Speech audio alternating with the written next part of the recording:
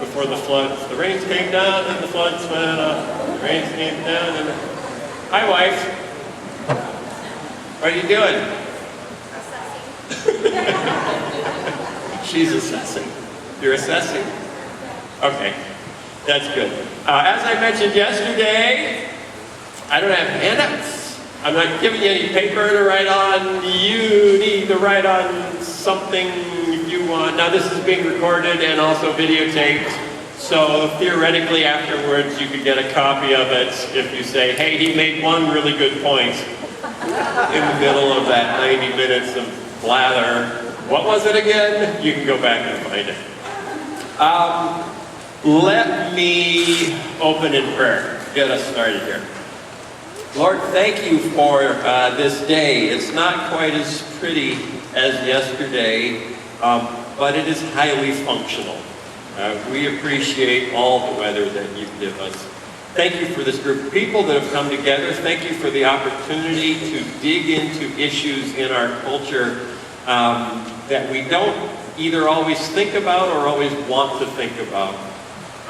Thank you for the opportunity we have as your image bearers, as your hands and feet in our culture to bring love to people that we disagree with. And I just pray that you would be with me this morning as I attempt to make some good points. In your son's name, amen. All right.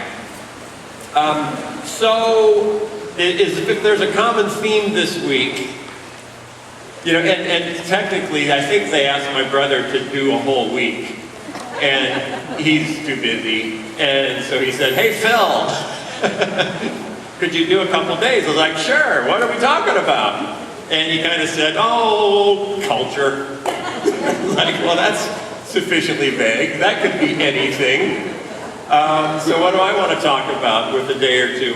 And if you don't know, I have a podcast. It's called the Phil Vischer Podcast. That's because I'm Phil Vischer. I'm co-hosted by Skye Jatani. It's not called the Skye Jatani Podcast because it was my idea. And we interview lots of people, and we review a lot of books, and we talk about culture. So what I wanted to pull on was some of my experiences from the podcast and the interactions we've had with people that we tend to really disagree with strongly. And the first thing I thought of was some of my interactions with atheists that we've had on the podcast, and how kind of enlightening and insightful it's been for me. So, now how many of you, okay, raise a hand, do you know someone who would say, I am an atheist? That's a lot of hands. Okay, if you're old enough, remember back 30 years, how many of you knew someone who would call themselves an atheist 30 years ago? Some. Not nearly as many. Atheism is in pop culture today in a way that it just was not 30 years ago. Some people say maybe the rate hasn't risen that much of atheism in America, but the willingness to be open about it, that atheists have come out of the closet, as it were, and there isn't nearly the stigma. There's been talk of something that is called new atheism in America, which obviously raises the question, what was old atheism and where did it go? So, because you're going, and the other thing that's happened in our culture is social media and the internet and chat rooms and message boards. And what you find is, we find this in the election this year, extreme views carry very far in social media. Much farther than they would have in newspapers or in just personal interaction. So you can have one cranky, fill in the blank, one cranky Republican, Black Lives Matter protester, atheist, vegan, one cranky whatever can show up in a chat room and kind of blow the place up. And suddenly, these ideas are being, everybody's fighting and everyone's hurling vitriol at each other. So I want to kind of walk you through this one. I want to pick one area, which is the area of atheism, in particular new atheism, and talk about what has happened, what's changed, and then tell you my experiences and what I've learned interacting with some fairly aggressive atheists. Okay, let's make this work. Hey, it works. I want to talk about the rise of the nuns, and that is not zombie Catholic nuns. Nuns is when people self-identify on a survey, what is your religious affiliation? A certain percent pick Catholic, certain Christian, certain percent pick Hindu, certain percentage pick Jewish, and more people are selecting none of the above. That's actually the fastest growing segment of American population is the none of the above. So for example, in 2007, 78% of Americans said, I'm a Christian. They self-identify as Christian. 16% would pick the none of the above box. Just 7 years later, 2014, Christian was down to 71%. The nuns were up to 23%. Almost a quarter of Americans, now it's past a quarter of Americans, are self-identifying as none of the above, as religiously unaffiliated. And when you go with young Americans, millennials, 35% of millennials self-identify as religiously unaffiliated, as none of the above. Now, in some atheist circles, this is trumpeted as the triumph of atheism. That's not necessarily true. That a nun is not necessarily an atheist. In fact, in 2014, only 7% of Americans self-identified as atheists or agnostics, which means that 2/3 of the nuns are not atheists or agnostics. They just don't want to pick something. In fact, when you dive into the research, nuns, religiously unaffiliated, are more likely to believe in reincarnation than the average American. They're more likely to believe in UFOs than the average American. They're more likely to believe that Elvis is still alive than the average American. So, so New Age folks tend to fall into the nun. Did you just say, isn't he? Did you just say, yeah, he is. Okay, you can show me your pictures later. This is also interesting because we get fearful of things that we don't understand. And so you see, there's atheists everywhere on my Facebook news feed. America's being overrun by atheists. There were more American atheists in 1920 than there were in 1970. Atheism is not new. It's been around pretty much forever. Who were the first people to ever be called atheists? This is always fun.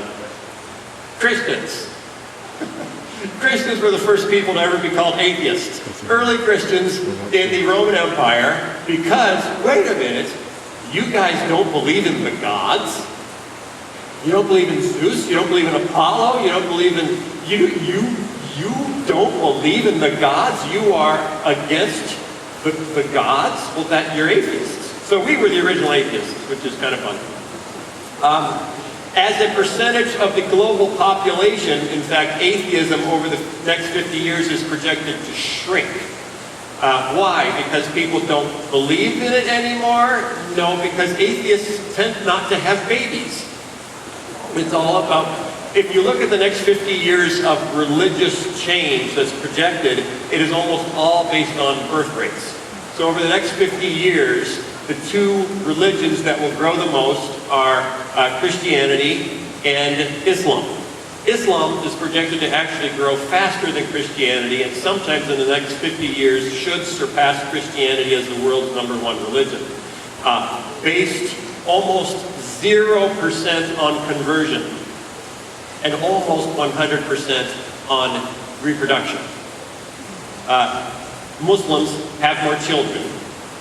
Used to be about the same as Christians, but as Christians have become more westernized, birth rates in the West have fallen off dramatically. As Christians have become kind of less distinctly Christian, which still has a high value on family, and more similar to secular, non-Christians, our birth rates are starting to drop as well. Christianity is growing primarily because of birth rates in Africa. Islam is growing because of birth rates everywhere there are Muslims. When people become atheists, their birth rates drop rather dramatically. So in 50 years, there will actually be fewer atheists as a percentage. That doesn't mean that you don't need to care, because the ideas behind atheism are very, very influential. and they affect people who aren't atheists. They affect even Christian kids. When I was in grade school, I don't think I'd ever heard of an atheist. I don't even think I knew what that, in Iowa, I grew up in Muscatine, Iowa in the 1970s in grade school. There was a Jewish girl, her last name was Rosenberg. That was a clue. And I knew that there's a Jewish girl in our school. I thought that was really cool because they were the children of God. But, so there were Christians and there was a Jew. That was our school. But atheism was a completely foreign idea. That is not the same for our kids. Our kids know atheists. And they will grow up hearing atheists. Atheism has become fairly popular in both in social media but also in pop culture.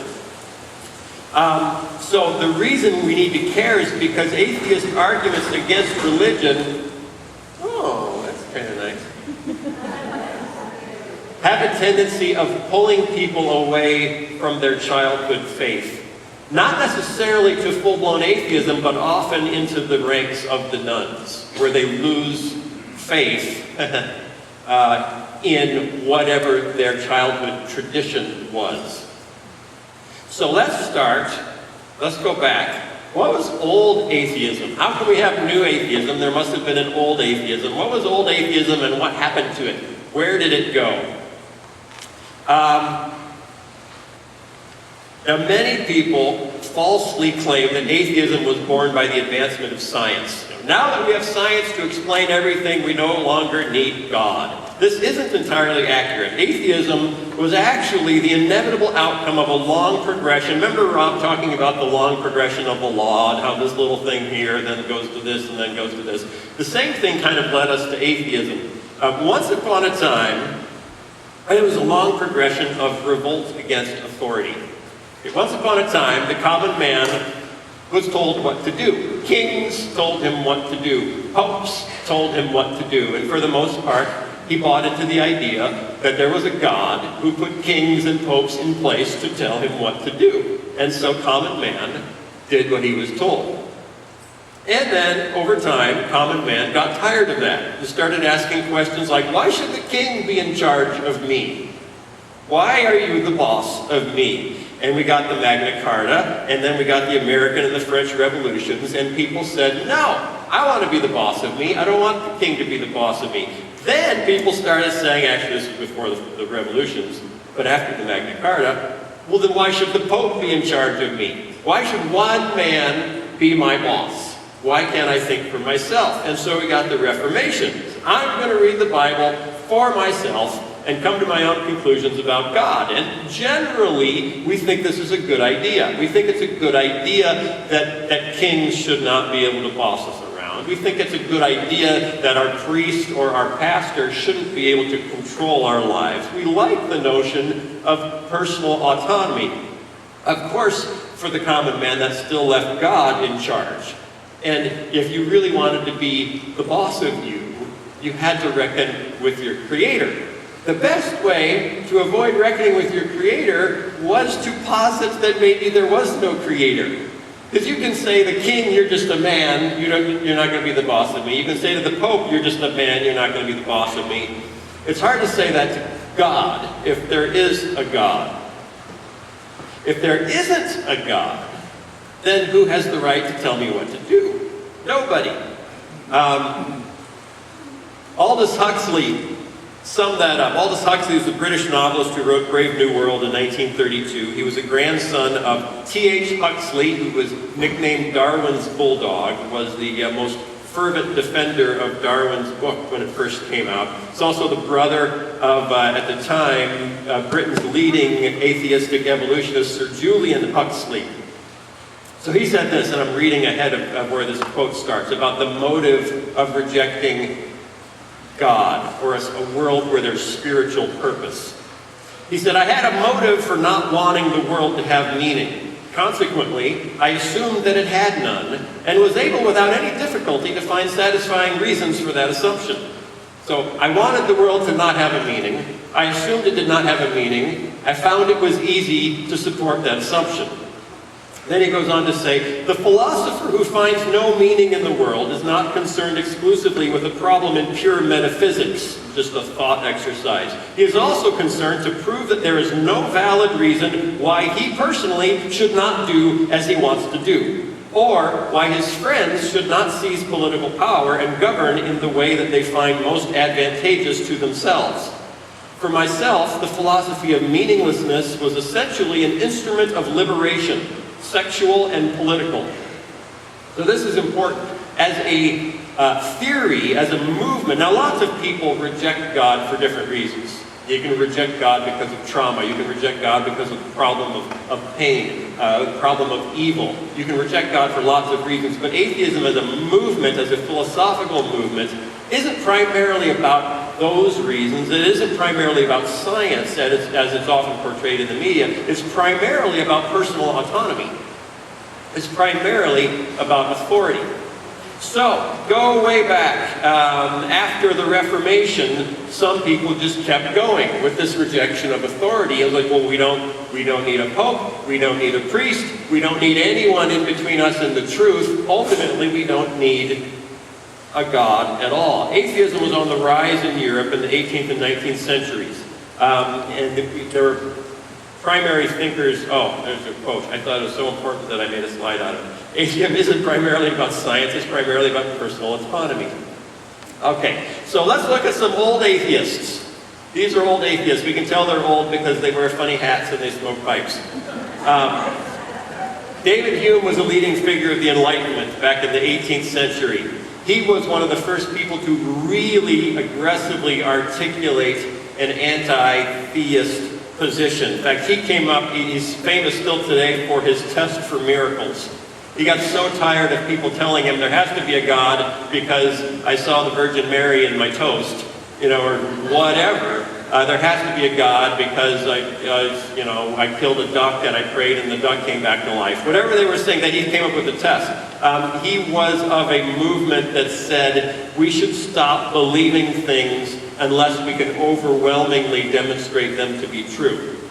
So David Hume's test for miracles is basically this. No testimony is sufficient to establish a miracle unless the testimony be of such a kind that its falsehood would be more miraculous than the fact which it endeavors to establish. So the testimony has to be so overwhelming that for that testimony to be false would be crazier than what they're saying is true. Now today, that's often repeated in atheist circles and on chat rooms and in message boards as simply this: extraordinary claims require extraordinary evidence. If you are making an extraordinary claim that God healed your tuberculosis or did this or whatever, if you can't provide extraordinary evidence, the entire world should disregard your claim. That's a position of Richard Dawkins and many others in the new atheist movement, basically to write off all claims of miracles, and it goes back to David Hume. The guy on the right is Bertrand Russell. He was a British, British author, thinker, philosopher in the early 20th century, who wrote a fairly seminal book in England with the, at the time, shocking title for the average Englishman, Why I Am Not a Christian. And he was part of this first wave of atheists who used publishing and mass publishing to attempt to promote the idea that it's time to move on. That we now have Darwinism, we have science, we're men of science, we don't need superstition anymore, let's move on. And this, in the 1920s, was really taking over in intellectual Europe. Less so in America, but especially in intellectual Europe. Now, the first wave of atheists, the old atheists, were generally open to the idea of coexisting with Christianity. They weren't necessarily trying to wipe out faith. They just wanted space to live without it. Mostly, they just didn't want to get arrested for not believing. By the early 20th century, many, if not most, intellectuals in Europe started out as atheists. That was just the assumption. In fact, who knows who these two guys are? Who's the guy on the left? G.K. Chesterton. G.K. Chesterton is my favorite hair. And apparently he took all of the other guy's hair and left him with none. And who's got it right? C.S. Lewis. Both of them, these are prominent, these are giants of Christian thoughts in the 20th century. Both of them began their lives, their intellectual lives as atheists. Why? It was the fashion of the day. It was, for Chesterton, it was around 1900 to turn the century through 1910. For Lewis, it was the 1920s going into the 1930s. Atheism, if you were at Oxford, if you were at Cambridge, was almost assumed for a young, intelligent student. And it appeared that that was the future, that in another 20 or 30 years, the entire West would move on from religion. All the cool kids were atheists. A complete rejection of God seemed to be the wave of the future. Here's an aside. By the way, the best way statistically to increase atheism in a nation is to create a national church and make membership mandatory. The nations with the highest rates of atheism are nations that had a national church. When the church is combined with the state, the attraction of the church becomes much less compelling. And I'm just saying that's a little warning when we get too excited about saying America should be a Christian nation, and wouldn't it be great if the government made Christianity easier and more, like everyone should be a Christian. If you look at history, that has never gone well for the church. In fact, I would say there is no better way to weaken the church than to merge it with the state. But you see, even as few as I think 10 or 20 years ago, if you were to be born in Sweden, was to become a member of the Swedish Covenant Church. It wasn't as like getting a social security number. Now, did anyone go? No! Nobody went to church. No one goes to church in Sweden. Except Wally Schoon, if you know Wally Schoon. He attends here and he's a missionary in Sweden. And Donna, his wife. So atheism was steadily growing until the early 20th century, until the 1930s. Atheism clubs were huge. Humanist clubs were huge in the 1920s and 1930s. And then, all of a sudden, it stopped growing. Not only did it stop growing, but it went the other direction. Atheism went into exile in the West. Why? What happened? Well, some new atheists came upon the scene that kind of changed the complexion of atheism and made for some major publicity problems. These guys. Who's the guy on the left? Stalin. Joseph Stalin. Who's the guy on the right? Mao. Chairman Mao. Okay, both atheists. Intellectuals, between the two of them, killed about 50 million people. And not enemies, their own people, collectively, between the two of them. Post-World War II, initially World War II was about fighting fascism. Okay? Fascists could be atheists, not necessarily atheists, they could just be crazy authoritarians, so no big deal. So Stalin was our ally at one point because we had a common enemy, Hitler, because he was evil. And then World War II ended and Stalin said, hey, I'm taking all of the Europe parts that I helped and they're now going to be communists. And not only are they going to be communists, they're going to be atheists. Atheism became very closely associated with communism, which became very closely associated with the atrocities of guys like this. Suddenly, it wasn't so cool to stand up in a town hall in middle America and say you were an atheist, because it meant you were probably a communist. That fervor became so strong. Okay, who's the guy on the left? Billy Graham. You might not know who the guy on the right is, but I'll explain. Billy Graham was born partly out of anti-communist fervor in America. Billy Graham, his first major crusade was in what town? Los Angeles. Los Angeles. Supposed to go for 3 weeks, ended up going for 8 weeks. 350,000 people came. It wasn't in a big stadium, it was in a tent. But they kept coming, and they kept coming, and they kept coming, and they kept coming. Billy Graham, he had started with Youth for Christ. He was here before that crusade. He was not here, but in the tent across the street. He did not like communists. In his LA crusades, he said that the Soviet Union getting the bomb, and this was 1949, so this was right after the Soviet Union announced, by the way, we have the bomb too now. He was pretty sure that the apocalypse would not be too much longer after. Well, the bad guys have nuclear weapons. We have nuclear weapons.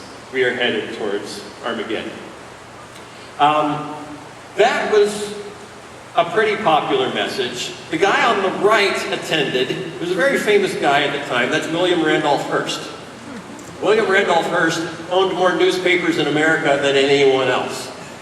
He snuck into the back of a Billy Graham crusade in Los Angeles in 1949. Some say he was disguised so people wouldn't recognize him because he wanted to check out what this was all about. He was an aggressive anti-communist. He heard Billy Graham talking about how we needed God to offset the communists. He decided, I'm going to make this guy a star. He sent out a 2-word telegram to all of his newspaper editors across the country. Every paper he owned across the country, the 2-word telegram was, Huff Graham. But all Hearst newspapers ran stories about Billy Graham and this marvelous crusade and this wonderful man of God who was leading us as an American country, as a godly country, against the godless communists. So communists were no longer just communists, they now became godless communists. Which means Americans were, to contrast, godful. We were godful Americans, they were godless communists. 1949, Billy Graham was 30 years old when William Randolph Hearst said, Huff Graham, and put Graham on the map in the United States. 7 years later, Congress adopted "In God We Trust" as the official motto of the United States. That didn't happen in 1776, it happened in 1954 in the Cold War.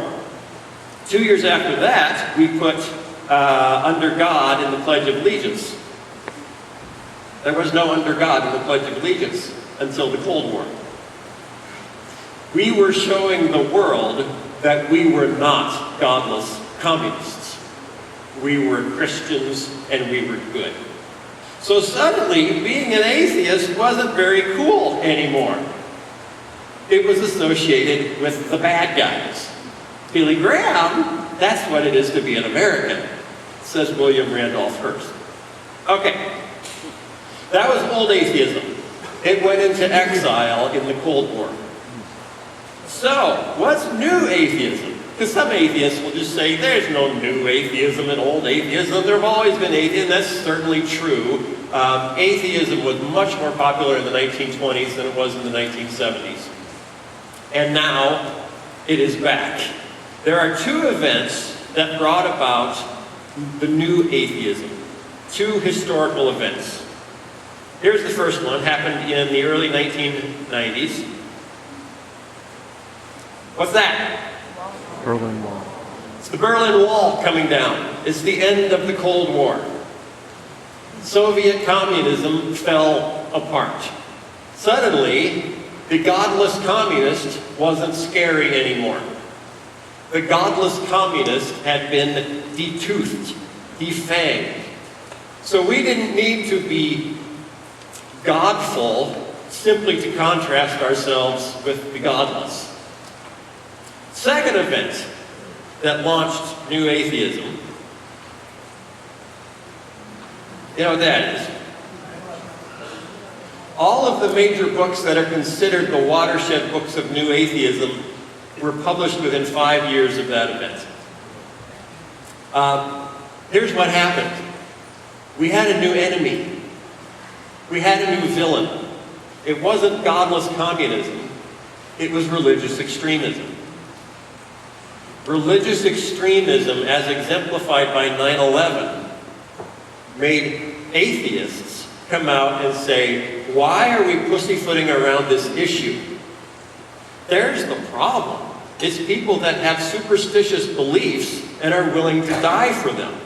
We have to do something about that. This launched what is generally considered, widely called, the 4 horsemen of new atheism. is what they actually call themselves. It's not just something that's applied to them. They call themselves this. There's 4 significant personalities that published books in the wake of 9/11 that sparked what we would call now the rise of New Atheism. The first is, I'll just go over these fairly quickly. The first is Daniel Dennett. He's an American philosopher. 1997, actually before 9/11, he published a book on Darwin called Darwin's Dangerous Idea. He was beginning to think about how the mind evolved and how Darwinism might explain why our mind is the way it is, the way we think it is the way it is. And then after 9/11, published, as a reaction to 9/11, published Breaking the Spell, Religion as a Natural Phenomenon. This was an attempt to mount the first evolutionary argument for religion. This is why religions happened. It's because of evolution. Sam Harris is the second of the 4 horsemen. He's an American author, philosopher, and neuroscientist. He published in 2004, just 3 years after 9/11, The End of Faith, which is his account of how religion around the world would finally come to an end. People didn't like that very well, especially in America, which was just stubbornly religious. So he published, 2 years later, a book called Letter to a Christian Nation, which was aimed to, quote, demolish the intellectual and moral pretensions of Christianity in its most committed form. That book hit number 7 on the New York Times bestseller list. All these books are bestsellers, by the way, which is, you have to go way back to the 1920s to find atheist books on bestseller lists, like Why I'm Not a Christian by Bertrand Russell.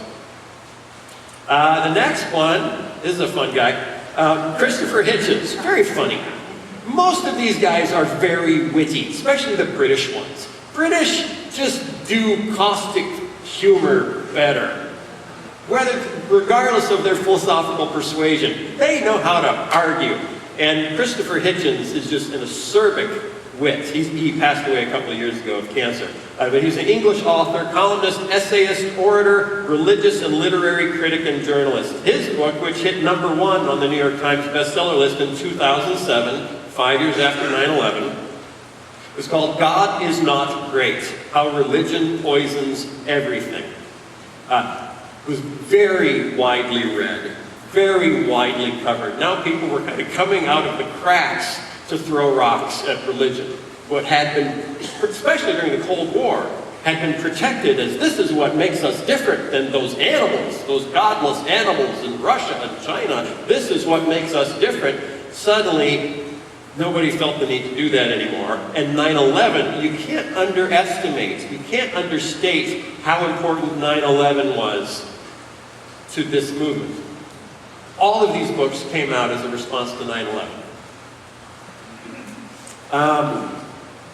And then finally, the fourth of the 4 horsemen is Richard Dawkins, who many call the Pope of New Atheism. Richard Dawkins is an English ethologist, evolutionary biologist, and author. In 2006, again 5 years after 9/11, he published The God Delusion, arguing that a supernatural creator almost certainly does not exist and that religious faith is a delusion. That was a number 1 New York Times bestseller, sold more than 3 million copies, has been translated into 35 languages. One of the most influential books of this century so far.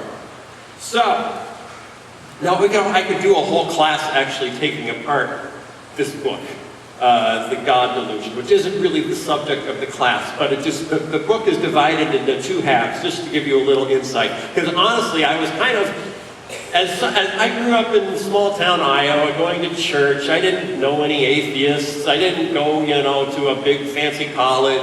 So I never considered myself terribly well equipped to face really good arguments against things that I held dear. So with great trepidation, I sat down and read this book, hoping that I would still hold to my faith when I hit the end of it. And I was actually kind of stunned at how weak his arguments were. I was actually, he really doesn't know a lot about biblical theology. He starts out the book, and if there are any Old Testament scholars sitting in the front row over to my right, oh look, there's one. I would love to just read this line and then give you the next hour to come up and respond to it. His book starts out, the God of the Old Testament is arguably the most unpleasant character in all fiction. Jealous and proud of it, a petty, unjust, unforgiving control freak, a vindictive, bloodthirsty ethnic cleanser, a misogynistic, homophobic, racist, infanticidal, genocidal, filicidal, pestilential, megalomaniacal, sadomasochistic, capricious, malevolent bully. And there are all these people that have kind of been waiting quietly at the sideline for the Cold War to end, say, yes, he said it out loud. A friend of mine, Justin Brierley, has a radio show in London where he brings in non-Christians and Christians to debate, which is always interesting. Londoners, they just really like to debate. And every week they do this, and he did a session on the morality of the Old Testament. And he brought in a Jewish scholar, an evangelical apologist, and Richard Dawkins. And he started out by reading this quote from Richard Dawkins, and then letting the Jewish scholar and the evangelical apologist respond. What was funny is that Richard Dawkins has now done enough debates and had enough interactions with very intelligent Christians that he realizes, yeah, that is a little shaded. And he pretty much admitted as much and actually said, that line is mostly to get a laugh when I do speeches. I know it's not really accurate. But anyway, it's still in the book, and you will have it thrown at you online. I mean, literally people cut and paste quotes like that and then just paste them into message boards online. So it's helpful to know that even the guy who wrote that line realizes it's not really technically accurate.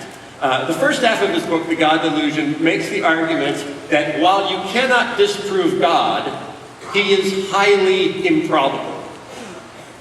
And then he spends about, 150 pages saying, here's why he's highly improbable. The whole argument boils down to, and this is where I kind of went, really? That's your whole argument? The whole argument boils down to, because he's a biologist, he's an evolutionary biologist, complex things come from simpler things. That's what we know from evolution. Complex things come from simpler things. There is no complex thing in the universe that did not come from something simpler. By definition, God is complex. And he'll even say why. If God can listen to the prayers of millions of people simultaneously, he is complex. Since he is complex, which I've now established, he must have simpler antecedents. There must be simpler things that came before him. Therefore, he's not God. And people have just ripped that to shreds, but they don't get on TV to talk about it. If God is within the natural world, then he's a product of the natural world, and that would hold true. If God is beyond the natural world, aka supernatural, which is technically part of the definition of God, there is no reason to suggest that you can't have a complex entity beyond the natural world that doesn't have simpler precedents. So, the first half of the book is all to get up to that point. The second half of the book is to say, now that I've established that God is highly improbable, which made me write my copy, no you didn't, here's why we shouldn't allow religion to continue even if God, because people say, well, yeah, so it's not true, there's no God, and all these silly, simple people, but it makes them act better, it makes them behave, it makes them kinder, and then he tries to rip apart all of that, says, no, it doesn't, and again, 9/11 is Exhibit A, for all of us, 9/11 is Exhibit A. And as we've learned more about the, ISIS now is Exhibit B. This is what happens when people have a source of truth that isn't based in science. This is what happens when people follow revelation instead of evidence. When you have a holy book, you kill people. And typically to lump Christianity in with that, you always throw in the Crusades. So there's 9/11, there's ISIS, and there's the Crusades. Which always makes me say, okay, what's the statute of limitations on Crusades? Because we haven't launched a crusade in like 600 years. When does that go off our record? Anyway, I could do a whole class on the Crusades and why it isn't nearly as damning. It was more a conflict between civilizations than a truly religious conflict. Anyway, those are the four horsemen of New Atheism as they are billed, and they do tours of the U.S. and they're literally treated like rock stars. There was a whole documentary following Richard Dawkins around America and seeing him treated like a rock star. Then there's minor stars of New Atheism, and I'll go through these fairly quickly because these are people you probably know, maybe not, but they're very influential with kids today and come up frequently in chat rooms online. This is the Mr. Rogers of atheism. Carl Sagan. He's a very friendly, avuncular guy who showed up on TV. You remember Cosmos back in the 80s, if you're older than half the people in here? Okay, if you're my age, Cosmos was a series. And Cosmos started out, I think I'll give the quote when I talk about science, but the whole thing, which was a scientific series, started out by saying there's nothing beyond science, which is not a scientific statement, it's a philosophical statement. So it was a science show that started out in philosophy, not in science. Because Carl Sagan was suddenly, this was the 80s, so, you know, the Cold War wasn't quite over, so atheism still had some communist stink on it.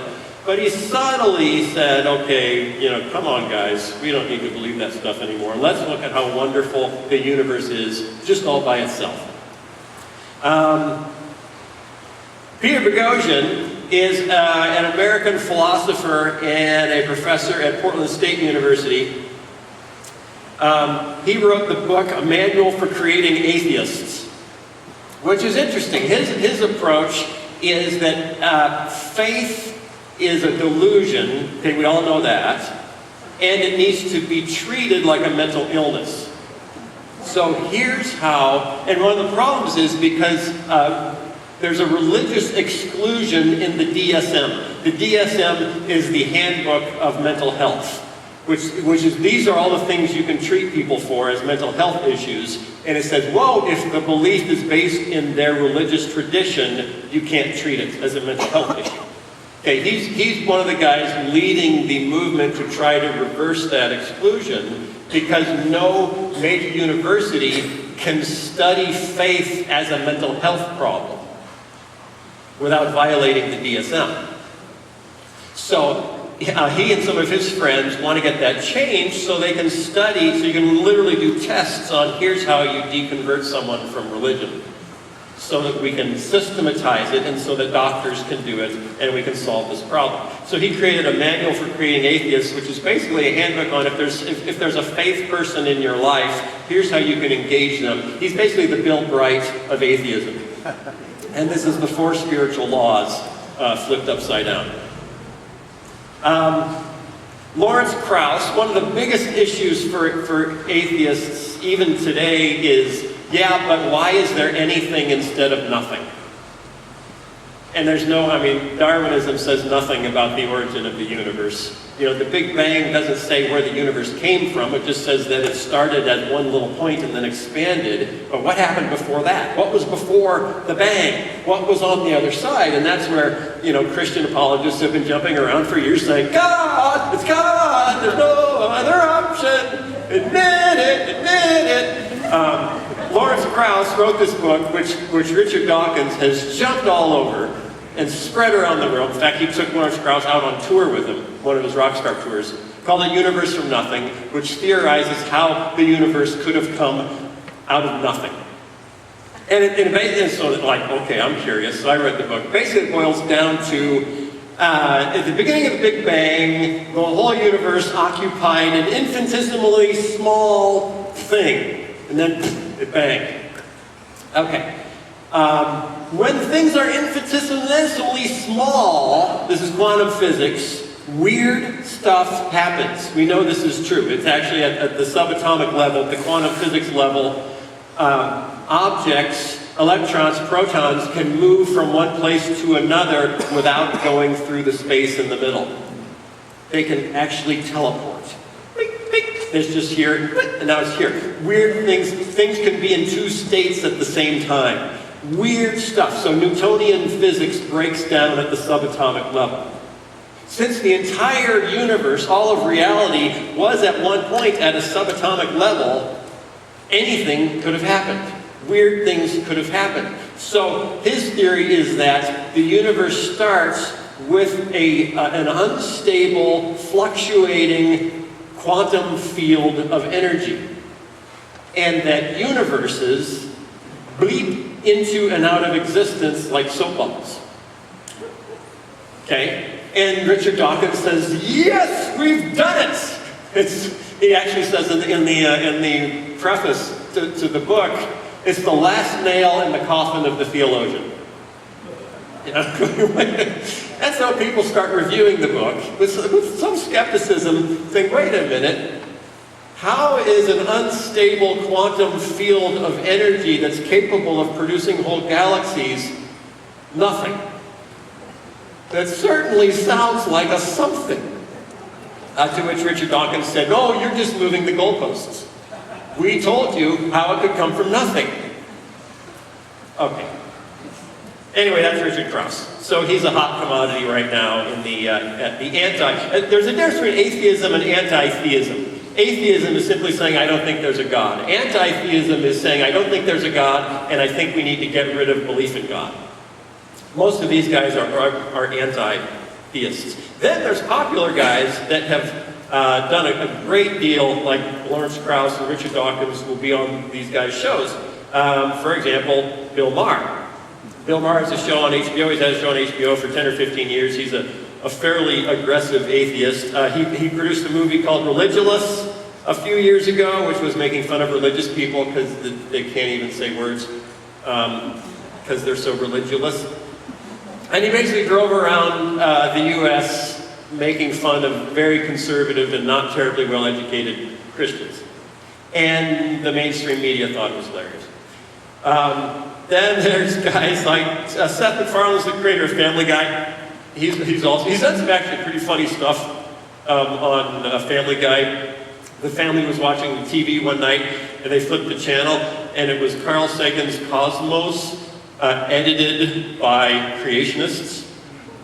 And so it was Carl Sagan, little animated Carl Sagan, who says, the universe is, and on the show he says billions and billions of years old, and suddenly there's an edit in the video, and a voice says, thousands and thousands of years old. And they go through, making fun of it. Very funny stuff. He also, there was a new Cosmos a few years ago, a new version of Carl Sagan's Cosmos. It was produced by Seth MacFarlane, because he's a huge Carl Sagan fan. So he actually bought all of Carl Sagan's archives and then worked with Carl Sagan's widow to produce a new show.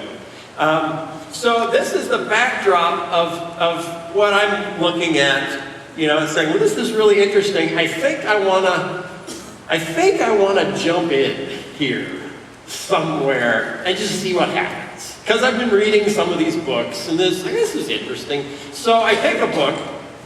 I picked Peter Boghossian's A Manual for Creating Atheists. And I said, okay, I'm going to read that book, see if it turns me into an atheist, and then I'll talk about it on the podcast. So I read the book. It did not turn me into an atheist. In fact, I found major flaws in his thinking, assumptions he was making that were bad. So I reviewed it on the podcast and said, here's what's wrong with this book. The big mistakes he's making. And generally people are like, okay, whatever, Phil, do your thing. But a couple of people that were apparently fans of the book wrote in and said, oh, if you think you're so, hot stuff, why don't you have Boghossian on your podcast and debate him about his book? Oh, that doesn't sound like very much fun.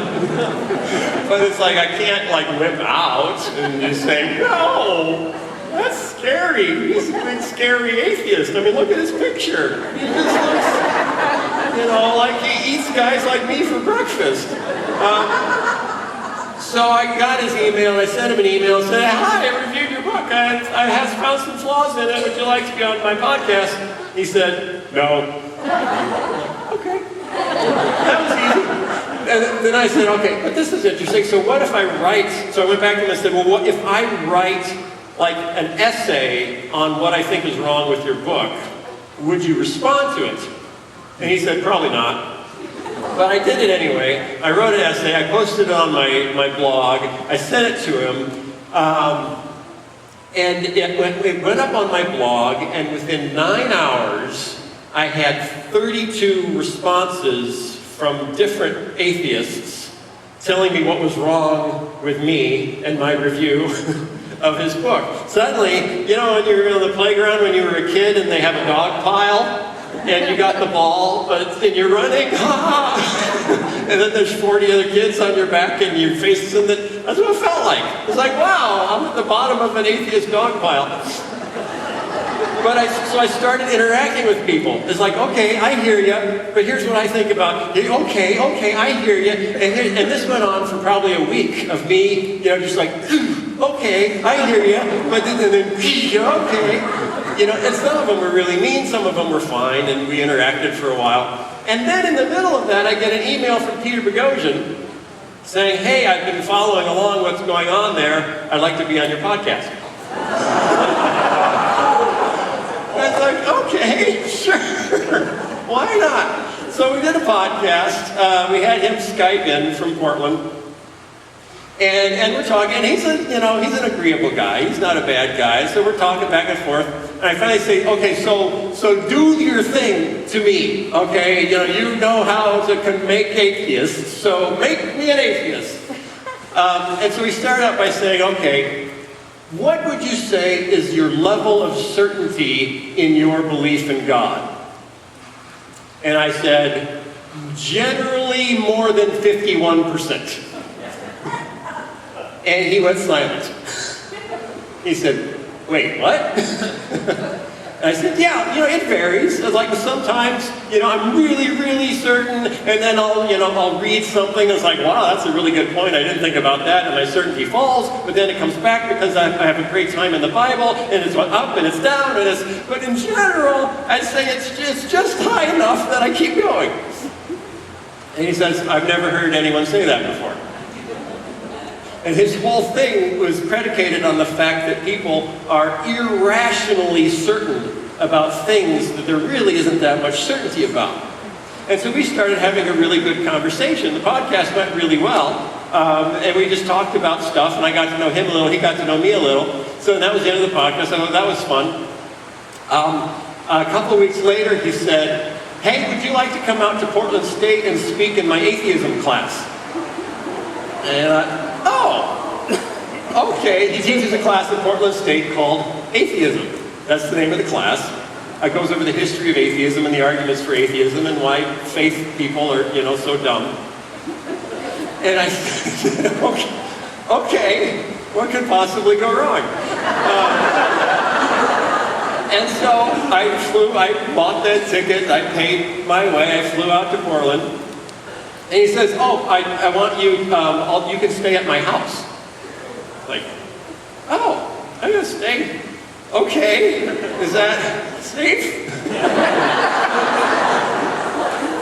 So he picks me up from the airport. We go to his house.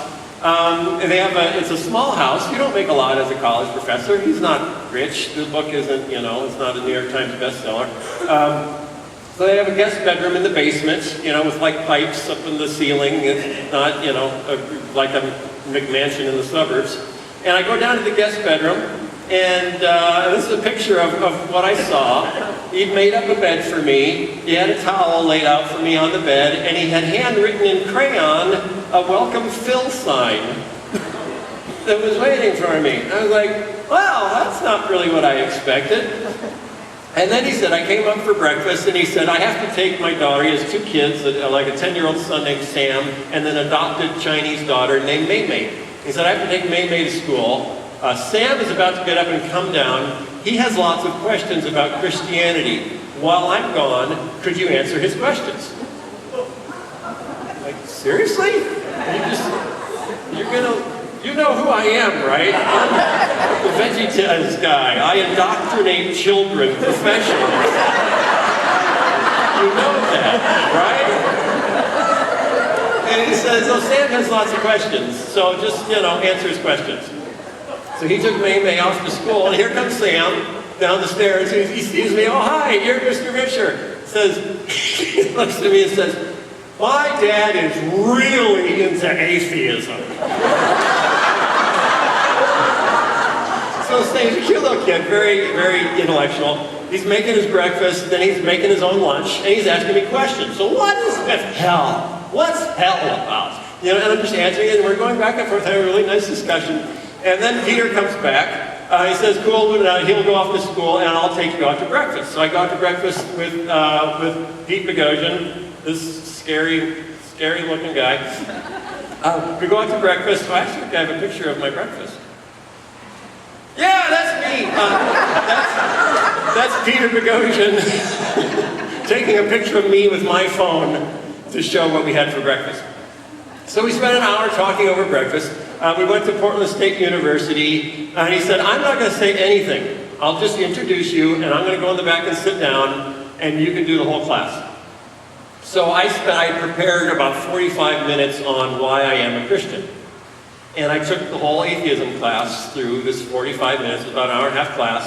And at the end I said, any questions? It's like, 100 hands went up. If you were God, would you have stopped the Holocaust? Oh, wow! And they just kept coming, and I did my best, and I was gracious. At one point, I remember some, and it's very multicultural, urban, piercings and purple hair and tattoos, kids that are taking atheism training under Peter Boghossian.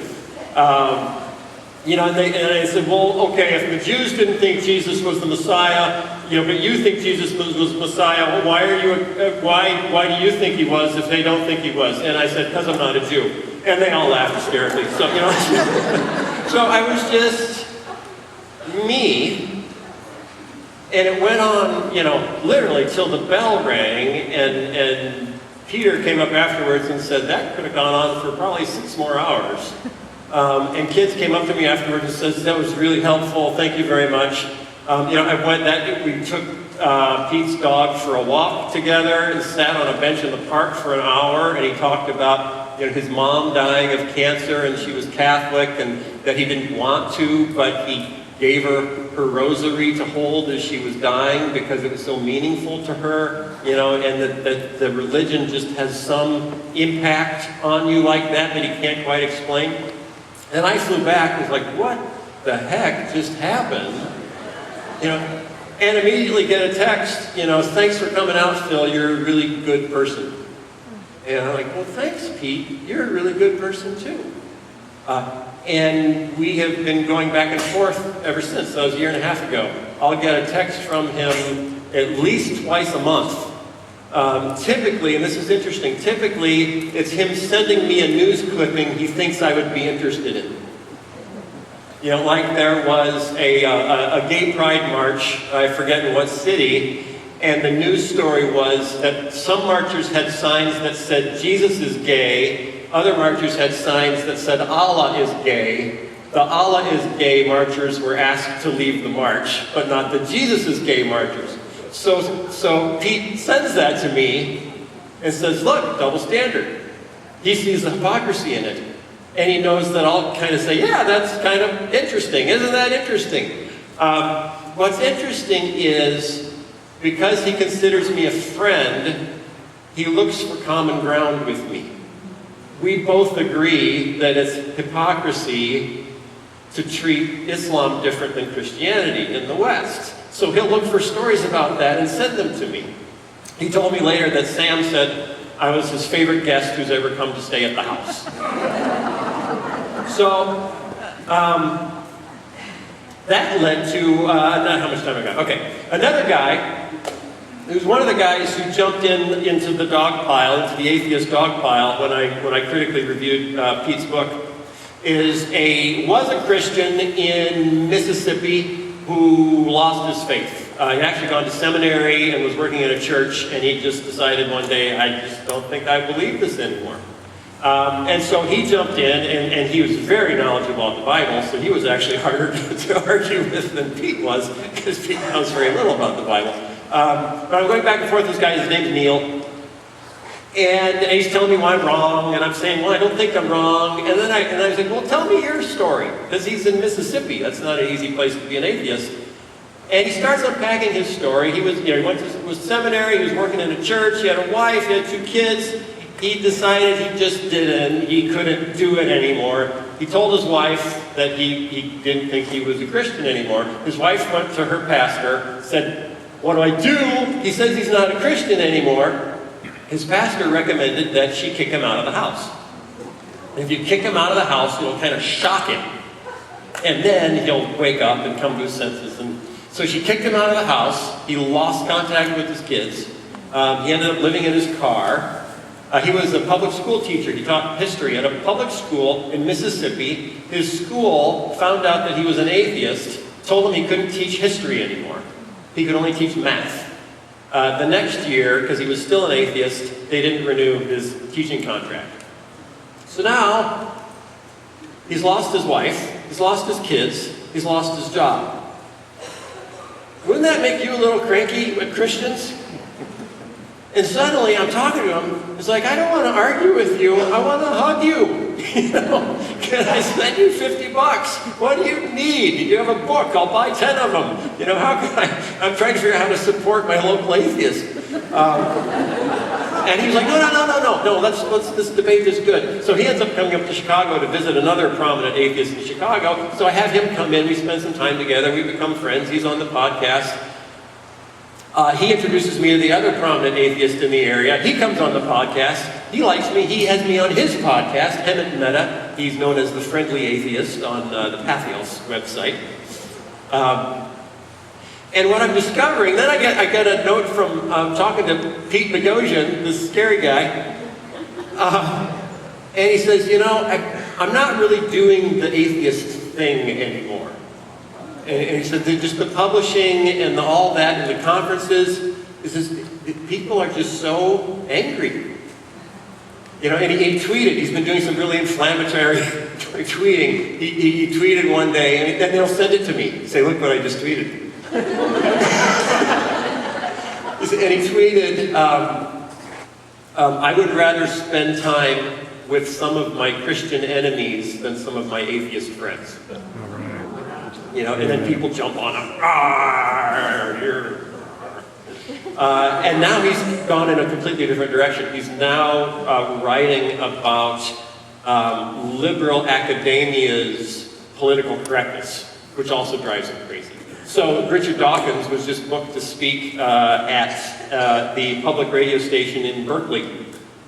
And they canceled it last minute. The tickets had been sold. Everyone was coming to hear Richard Dawkins speak. They canceled it. The radio station said, "We're sorry. We were not aware of his statements that had hurt the feelings of Muslims."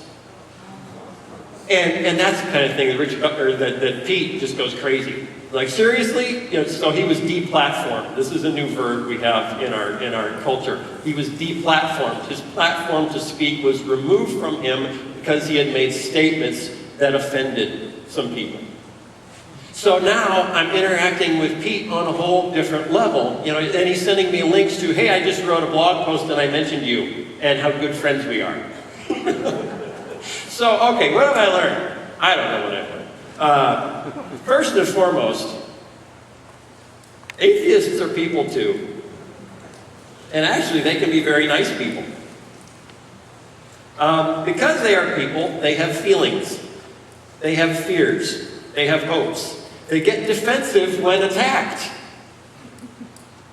They will happily talk civilly when they don't feel like they're being attacked. I have yet to interact with even what you would describe as a militant atheist who did not end up becoming a friend if I didn't attack back. Number 2, humility does wonders. Self-deprecating humor does wonders. Saying, I could be wrong, does wonders. What changed the course of my relationship with Peter Boghossian was him saying, how certain are you of your beliefs? And me saying, at least 51%. And that blew his mind. Because we've been taught that if we are not 100% certain about everything we are supposed to believe, or at least say so publicly, we are abandoning the faith. We are betraying Jesus if we're not 100% certain, and we have to keep this wall of certainty up. Okay, it's hard to make friends across the wall of certainty. And it's not really intellectually honest to be that certain about anything. So I have found it is a remarkably good way to become friends with an enemy, just to admit, you know, there's a chance that you're right and I'm wrong. Resist the urge to vilify. It is human nature to always want a villain in the story. Conflict sells. Resist the urge to look at atheists as villains. I was, a couple of years ago, I did a video on the origins of Christmas. And one of the purposes of the video was to show how many of even the weird things like Christmas trees and garland and stockings that don't seem to have any connection whatsoever to Jesus actually do, if you go back through history and look at their origins. And it was basically a way to say, you know, Christmas is Christian. Even the weird stuff has some basis in Christianity. And so I have a PR firm, and the PR firm is like, oh, we'll see if we can get you on some shows or something, you know. And maybe, because it's coming up on Christmas time, someone wants to talk about the war on Christmas, and then we'll throw you in there, and then you can mention your video. So I get a call, I was like, oh, Sean Hannity wants you on his radio show. Like, oh, okay, what are we talking about? He's going to have the spokesman for the American Atheists on, and he wants to talk about the war on Christmas. Like, oh, good Lord. Okay. The American Atheists is the organization that was started by Madeleine Murray O'Hara. It's the oldest, kind of most militant atheist organization in the U.S. This is their national spokesman. So he's like a professional, beat-up Christians guy, and I'm just going in there blind, and I'm not even sure what we're talking about. So I go on the radio, and it's Sean Hannity, and it's me, and it's the spokesman for the American Atheists. And Sean turns to me and says, so, and this was right after the news story was the governor of Maryland or Rhode Island, governor of Rhode Island, had put up Christmas trees in the state capitol, but they were calling them holiday trees. They were not going to call them Christmas trees. And so Sean Hannity says, you know, so what do you think about that? And I said, and I thought about, okay, what's my position? Because I don't want to come off as just a right-wing crank, you know. It's the good old days, everyone was Christian, and Jesus lived in Washington. You know, I don't want to sound like that. So I'm like, okay, what am I actually going to say? So I said, well, here's how I look at it. If I really like menorahs, Jewish candles, symbol of Hanukkah, if I really like those and I want to put one in my yard, that's okay. But I shouldn't say, no, it's not a menorah, it's a holiday candlestick. Because I am taking someone else's culture away from them. And in the same sense, if you want a Christmas tree, put up a Christmas tree, just call it a Christmas tree. If you don't want a Christmas tree because you don't believe in Christmas, don't put up a tree. That's all I'm saying. And Sean Hannity says, all right, Mr. American Atheist, what do you say to that? And he said, I think I agree with everything he just said. And there was a long pause. And then Sean Hannity said, all right, well, why don't you believe in God? And I didn't get to speak again, because then it turned into Sean Hannity beating up an atheist for why he didn't believe in God. And I thought, oh, that was so interesting, because the atheist and I found common ground, and we were perfectly happy with that. The only one who wasn't happy with that was Sean Hannity, who wanted a conflict, because conflict sells. We can't fall into the trap of we want a conflict and we need a villain. You know, we can't engage an audience, we can't rally our troops unless we have an enemy. And the enemy is the guy who says there shouldn't be the Ten Commandments on the courthouse lawn, or the guy who says, you know, Zion, Illinois shouldn't have a cross in their town seal because it's a violation of, you know, the separation of church and state. Jesus had no villains. He had no enemies. Everyone was a friend or about to be a friend. And I've discovered that you can go in anywhere. You can go on Sean Hannity with the spokesman for the American Atheists. A day later, I tracked down his number, his email address, and just sent him an email to say, hey, thanks for being on the show. It was really fun talking to you. You know, if you're ever in Chicago, look me up, you know, and I'll take you out. And he said, great, awesome. It was great talking to you, too. No, we're not enemies anymore. When people view you as a friend, it is harder for them to vilify you categorically as well. I think that's one of the reasons Peter Boghossian has lost enthusiasm for railing against people of faith, because it's not just me, but he's met multiples now as he went out and tried to defend his book. He went on my friend Justin Brierley's radio show in London, and they put him up against a really well-spoken Christian apologist from Eastern Michigan University, who did a marvelous job of saying, I don't think what you're saying is quite accurate, and here's why. We don't need villains. Listen before you speak.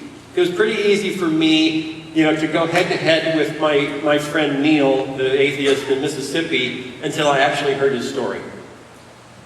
And then I just wanted to hug him. I felt so bad for him. You know, and why he still doesn't have a job. Because the public school in Mississippi won't hire an atheist to be a teacher. Listen. Very little can be accomplished online. Nothing of what I've done was accomplished online. Everything that I've done was accomplished either on a telephone hearing someone's voice, or by actually getting on an airplane and flying somewhere and going out to breakfast with them and walking their dog with them and going with them. At the end of the day, we went to pick up Mei from her private school. She's cute. She's like 5 years old, Chinese girl that they adopted. He told me this hilarious story.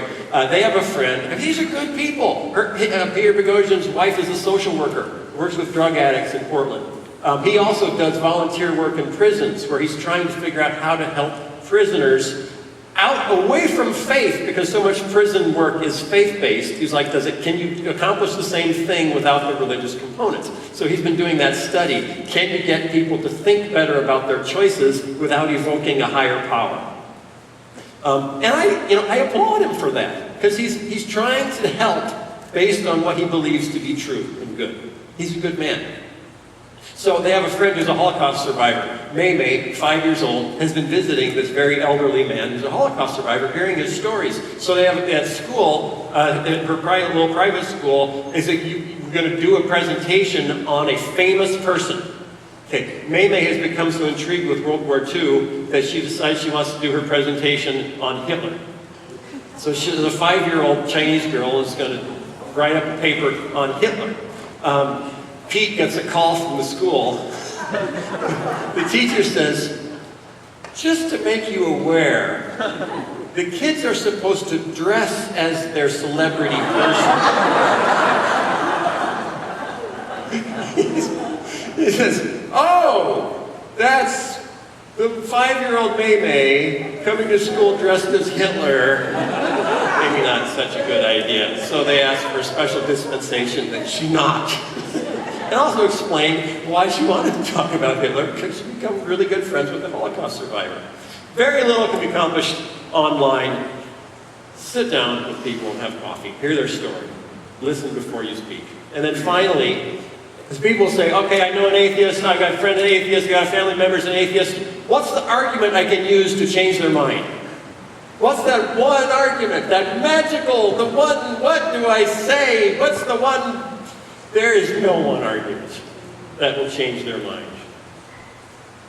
Your life is your argument. Nothing I said changed Peter Boghossian.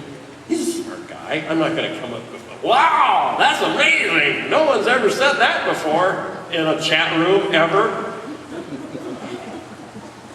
He liked my life.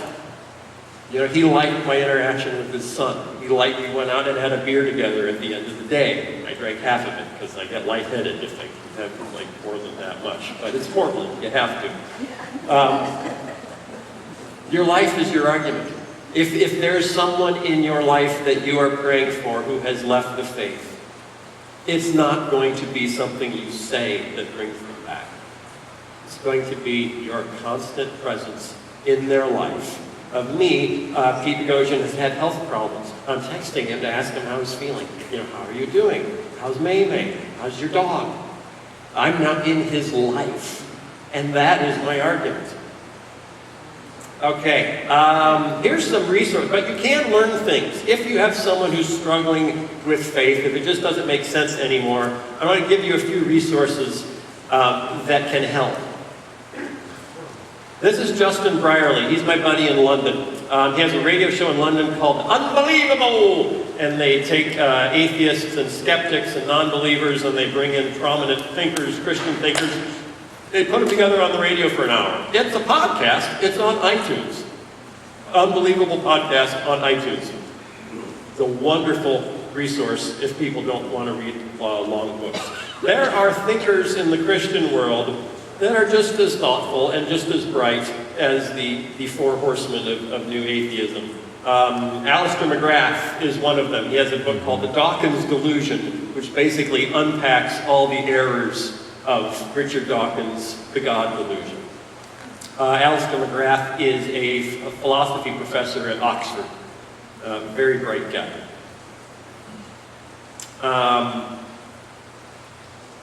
John Lennox is a mathematics professor at Cambridge University. Wrote the book God's Undertaker, Has Science Buried God? He's debated with Dawkins numerous times. And that's a really good book if you have someone who's wrestling with the notion that science and faith are incompatible because they heard somebody say that.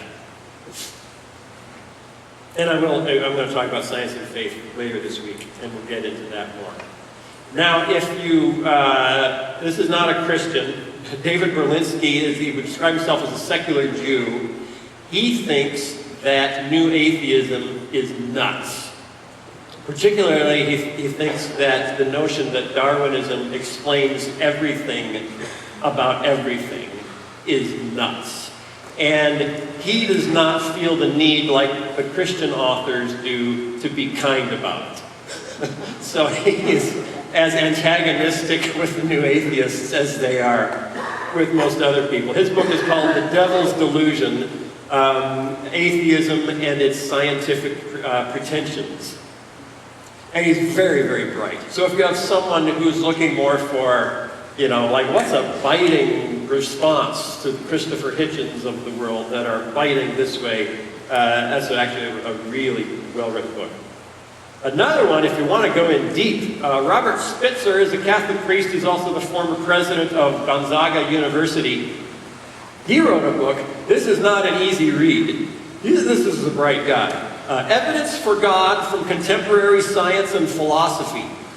And he dives in deep to the very latest stuff from theoretical physics and philosophy to say, actually, if you look at it this way, this makes it more likely there is a God than less. You know, kind of pointing out how two different people can look at the same data set and come to two different conclusions based on their presumptions. Not an easy read, though. It's heady. And then one more. Francis Collins I'll talk about him more when we talk about science and faith. He's a very prominent American scientist who's also a devout Christian. He's the head of the National Institute of Health, was nominated by President Obama to run the National Institute of Health, and then renominated just recently by Trump to continue in that role. He wrote a book called The Language of God. He's the guy who led the effort to sequence the human genome, and about how DNA, in his mind, the only possible explanation for the language we see within DNA is that there is an intelligence behind the universe. Really good book, written by a really good guy. Okay, we got 10 minutes left. That's kind of what I wanted to say. I figured some of y'all might have questions. I'm going to go back to this picture, because this, to me, is the most important. Yeah, see that? See how important that is? Oh, thank you. Okay, that's a rabid atheist welcoming me into his home. Showing hospitality. Wanting to make, he didn't say, hey, there's a Super 8 down the road, you can go stay there and I'll meet you at class. He actually said, no, come to my house, I'm going to feed you, I'm going to spend time with you, we're going to break bread together. Like, wow, are you acting more Christian than I would in this situation? And I need to remember that. So, questions from any of that? Yes? One particular person that came to mind, Bill Nye, one of the children. Bill Nye, the science guy? Yeah. Just any thoughts? Any thoughts on Bill Nye? Bill Nye, the science guy, has a new show on Netflix. Bill Nye, the science guy, has kind of swallowed the same, I would say, lie that I think Ken Ham has swallowed. That faith and science are mortal enemies, and they must duke it out to the death. No, I haven't met Bill Nye. What he's most upset about, and this would also be true of Richard Dawkins. Richard Dawkins was partly kind of militarized by the time he spent teaching at Berkeley in the U.S. and becoming familiar with the anti-science sentiments that you see in religious conservatives in the U.S. that you don't see in most of the rest of the world. So, the school boards that in some, in Oklahoma, Kansas, Pennsylvania, that have tried to eliminate evolution from the curriculum. That's a dynamic that you just don't see among Christians in the rest of the world. Richard Dawkins was exposed to that, and because America is held up as, like, you lead the world in science and thinking and research, if this is seriously an undercurrent in U.S. culture to undermine science, we have to do something about this. That's what motivates Bill Nye. He was heavily criticized for debating with Ken Ham, going to the Creation Museum and debating with Ken Ham, heavily criticized by atheists and scientists who say you're shining too much light on that, on that attempt to build an alternative science. I'll talk more about that when we talk about faith and science. I would say Bill Nye's like Pete Boghossian. He's really motivated to do what he believes is right. And his new show on Netflix is for adults to shine the light at really important issues that some people are believing things that he believes are scientifically unsound about, like vaccinations, like global warming. It's like we're not doing scientific things. Did you do the veggie tales? What? Did you do veggie tales? I did Veggie Tales. You are correct. Not related to the topic at hand, but probably valuable nonetheless. Anybody else? Yes, sir.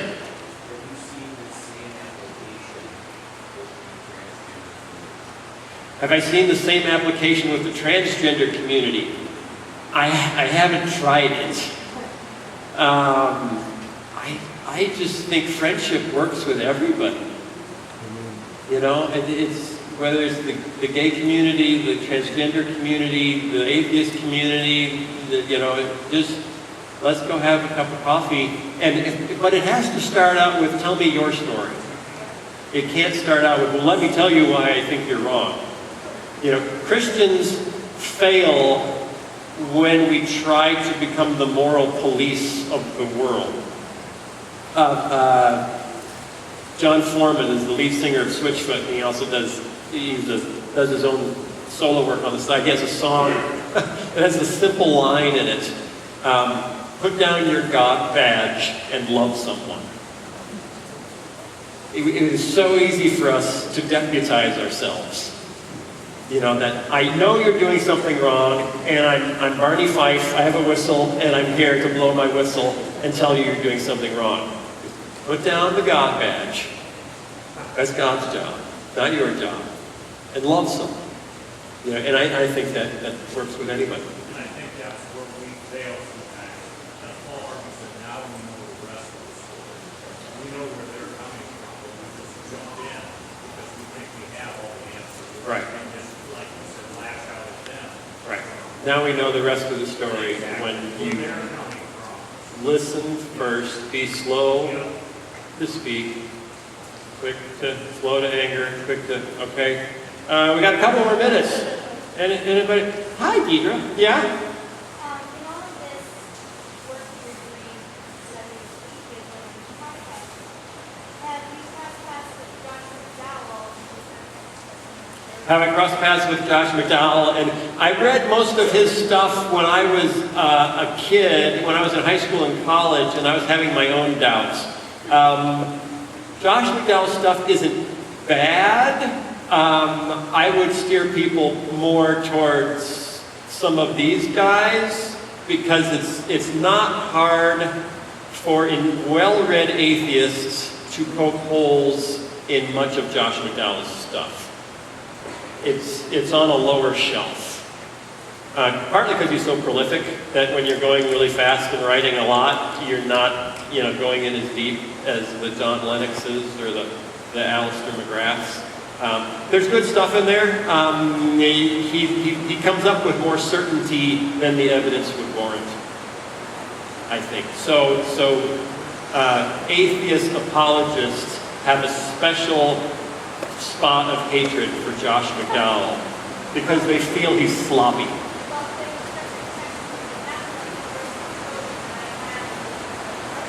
Yeah, and I got good stuff out of that too.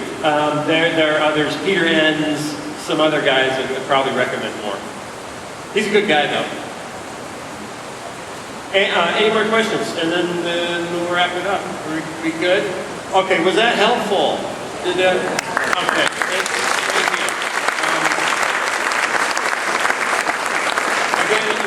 Again, it's not about apologetics. It's not about here's how you argue with an atheist. It's because there's so much about that. There's so many books, so many podcasts. It's just like share our life. It's like that. Welcome an atheist into your house. Does it mean that, is Peter Boghossian a Christian now because of me? No. But, where is he in 5 years? One last thing. Hi, why are you up here? You're going to plug? Okay. We'll just stay there. Christopher Hitchens, who's probably the most acerbic anti-theist in the world, was doing some debates organized by a guy named Larry Taunton. Larry Taunton put these debates together, John Lennox and Christopher Hitchens and a couple others. Christopher Hitchens and Larry Taunton's a conservative evangelical Christian. They became friends. Christopher Hitchens got cancer. Late in his cancer life, he actually moved to the U.S., ended up living in the U.S. for the last 10 or 15 years of his life. Late in his life, he decided he wanted to visit parts of America he'd never been to, and he wanted to go through the Appalachian Mountains. He called Larry Taunton, asked if he would drive him, if they could go on a road trip together through the Smoky Mountains. And while they went on their road trip, Larry Taunton ended up writing a book about it, while they went on their road trip, they read the Gospel of John together. This is one of the world's most aggressively anti-theistic minds, but his friendship with a Christian led to, they read it aloud all the way through while they drove. Now, did it turn Christopher Hitchens into a Christian? Probably not. Don't know. Jesus knows. I don't know. But it was the investment in his life of getting a call from an enemy saying, would you go on a road trip with me? I really want to see the Smoky Mountains. And Larry saying, I'm there. Name the date. I'm there. Anyway, you can make a difference. It doesn't always look like, oh wow, I turned them around in 4 easy steps. All right, what do you want to say? Do you want to talk into my microphone? Too awkward. Just a quick plug for tomorrow. We're going to talk about religious liberty, specifically trying to deepen our understanding of those who oppose religious liberty, with a particular focus on the conflict between gay rights and religious liberty. We'll also get in a little bit on Sharia law, its role in the U.S. Nothing controversial at all. And tomorrow I predict the return of both sunshine and handouts.